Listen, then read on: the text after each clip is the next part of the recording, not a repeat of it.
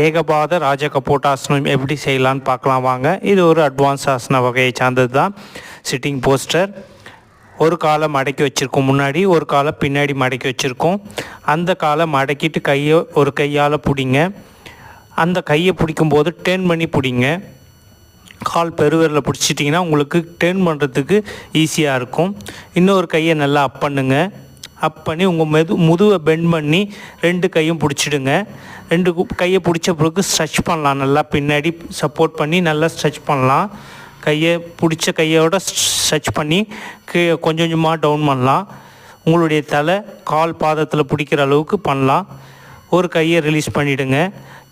இன்னொரு கையை எப்படி கொண்டு போகிறன்றதுக்காக திரும்ப பண்ணியிருக்கேன் பாருங்கள். ஸ்லோவாக ஸ்ட்ரெச் பண்ணி கொண்டு போகலாம். அவ்வளோதாங்க. இந்த ஆசனம் பண்ண பிறகு ஃபார்வர்ட் பெண்ட் பண்ணுங்கள். உடலை பலப்படுத்தக்கூடிய